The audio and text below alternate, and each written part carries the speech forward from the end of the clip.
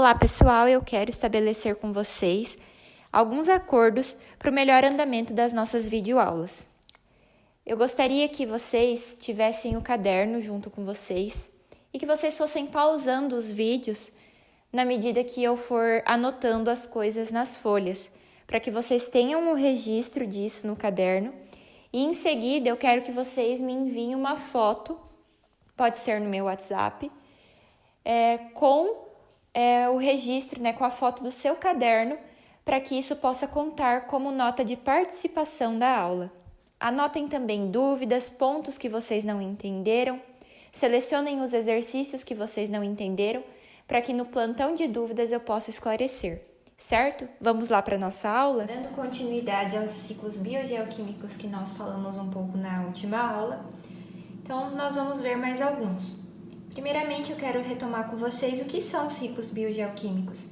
Então, são ciclos ou processos que ocorrem na natureza que garantem a reciclagem dos elementos químicos presentes nos seres vivos e também no meio ambiente. Então, nós vamos falar em ciclos, que envolvem bio, vida, geo, terra e químicos, elementos químicos.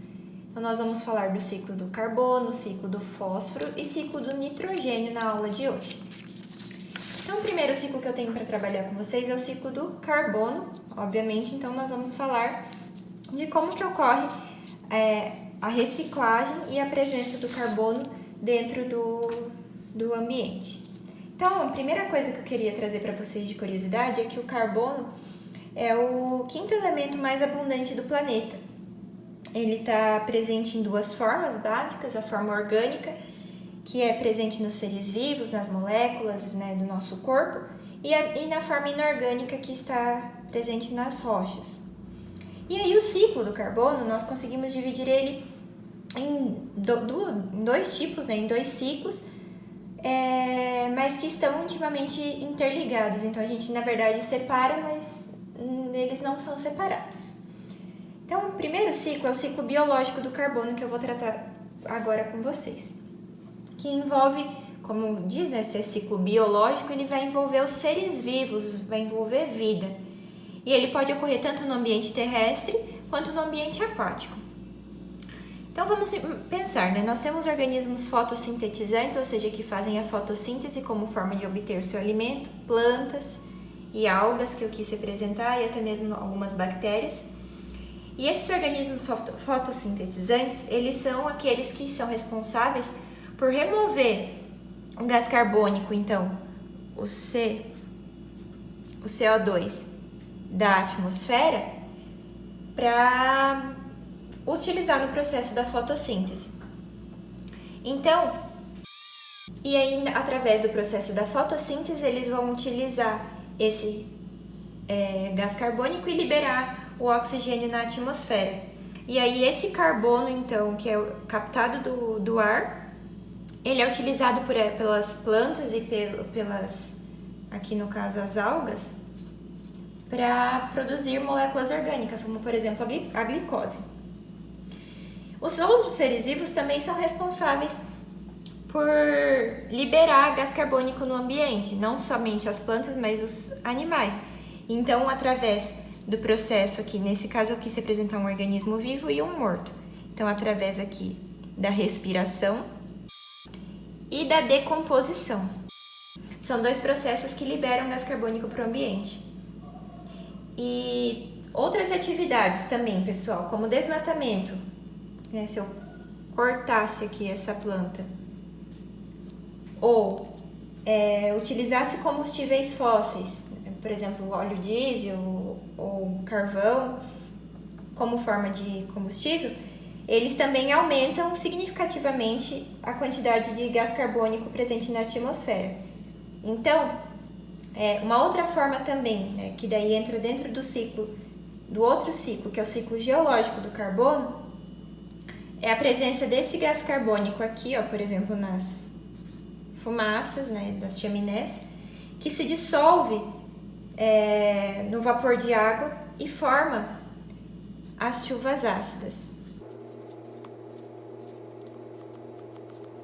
E esse processo, então, provoca também a devolução desse carbono para os ambientes aquáticos, certo? Porque então a chuva que é ácida, ela vai corroer diversas substâncias, diversas superfícies, e essas superfícies, por exemplo, rochas e monumentos, vão liberar minerais, e esses minerais vão cair novamente, ser depositados no ambiente aquático e vão ser depositados no fundo oceânico. Então, o ciclo do carbono ele envolve o gás carbônico atmosférico, certo? Que é absorvido pelas plantas, que é liberado e produzido na respiração, na decomposição e também nas indústrias e nos automóveis. Então, é um processo cíclico de liberação e absorção, e é assim que ele se mantém dentro da nossa natureza. Outro ciclo que nós temos é o ciclo do nitrogênio. E qual é a importância de utilizar e devolver o nitrogênio para o ambiente?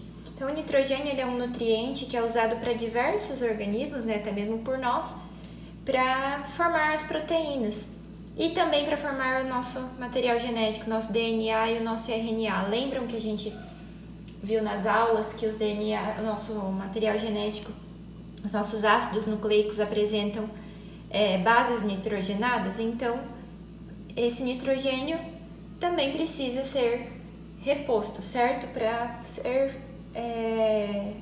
servir de base para a produção dessas moléculas orgânicas. E nós podemos dividir o ciclo do nitrogênio em 4 etapas. E eu vou tratar cada uma delas com vocês. É a etapa da fixação, a amonização, nitrificação e desnitrificação. Vamos lá. Primeira coisa que acontece. O nitrogênio, essa molécula N2, é a molécula mais abundante na atmosfera. Mas nós, para utilizarmos e termos ela disponível para nós dentro das nossas células, nós precisamos que aconteçam alguns processos.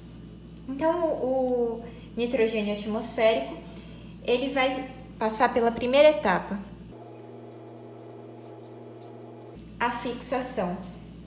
Então, nessa etapa, o nitrogênio ele é fixado pelas bactérias presentes nas raízes de algumas plantas leguminosas, como o feijão, a ervilha e a soja. Então, o nitrogênio atmosférico é fixado por essas bactérias nessas raízes, que formam nódulos nessas raízes, que eu quis representar aqui para vocês. E também nós encontramos bactérias fixadoras de nitrogênio no solo, não somente associadas a essas plantas. E aí, essas bactérias que formam os nódulos, elas captam esse nitrogênio gasoso da atmosfera e eles transformam ele em amônia, certo? E essa amônia vai ser usada pela planta. Nós vamos ver como. E então, pessoal, o nitrogênio que é disponível no solo, que é usado até mesmo pelas bactérias fixadoras, ele está disponível quando um animal excreta o nitrogênio, a urina, ela tem compostos nitrogenados. Então, através da excreção e através da morte ou da decomposição de plantas e animais. Porque esse processo de decomposição libera amônia para o ambiente, através da ação dos decompositores. E esse processo aqui, nós chamamos de amonização. O terceiro processo que acontece é o processo de nitrificação, que ocorre quando a amônia ela é oxidada na molécula de nitrito por meio de uma bactéria e de nitrito para o nitrato, certo? E isso é feito por bactérias, as nitrosomonas e as nitrobacter, e elas que fazem esse processo. Então, esse processo aqui é a nitrificação. E o nitrato que é liberado, pessoal, esse daqui, ele pode ter 2 caminhos. Ele pode ser absorvido pelas raízes das plantas e ser utilizado para a planta para para produzir compostos orgânicos. E dessa forma, então, o nitrogênio vai voltar para a cadeia alimentar através de um animal que se alimenta dessa planta ou através de um ser humano que se alimenta dessa planta. Então, é dessa forma que ele volta. Ou pode acontecer desse nitrato passar pelo processo que é a última etapa do ciclo de nitrogênio, que é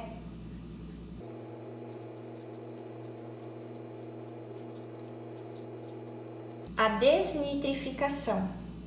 Porque no solo nós encontramos bactérias desnitrificantes, ou seja, são aquelas que vão utilizar o nitrato, transformando ele novamente em gás nitrogênio disponível na atmosfera. Então, esse último processo, que é a desnitrificação, ela garante a devolução do nitrogênio para a atmosfera, certo? O próximo ciclo é o ciclo do fósforo. E o fósforo, ele é importante para nós porque ele é usado na molécula de DNA, lembra que nós temos o grupo fosfato dentro dos ácidos nucleicos, e também nas moléculas energéticas dentro da célula, que é o ATP. Então, pessoal, o principal reservatório de fósforo no ambiente é nas rochas. E o ciclo ele inicia quando essas rochas sofrem um processo de erosão, certo? Liberando para a natureza, né, para o solo, íons fosfato. Então, esse fósforo fica disponível para ser absorvido pelas plantas, certo?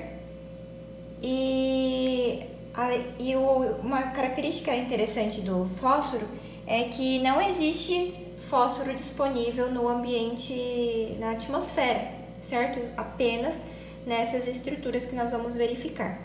Os animais obtêm o fósforo através da alimentação, se alimentando de plantas, e alguns animais ou outros seres vivos se alimentam de restos em decomposição.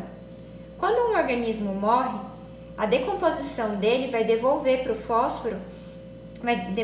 fósforo para o solo e, consequentemente, para a água, através das águas subterrâneas, ou também pode acontecer o processo de devolução para as chuvas, né, através das chuvas. E aí, essas chuvas, novamente, retornam para os rios e acaba se aderindo às rochas novamente, reiniciando o ciclo. Então, o ciclo se inicia com a erosão das rochas e retorna a elas no final, certo, pessoal? Eu espero que vocês tenham entendido. Qualquer dúvida, eu estou à disposição na agenda digital. Um abraço e até a próxima aula.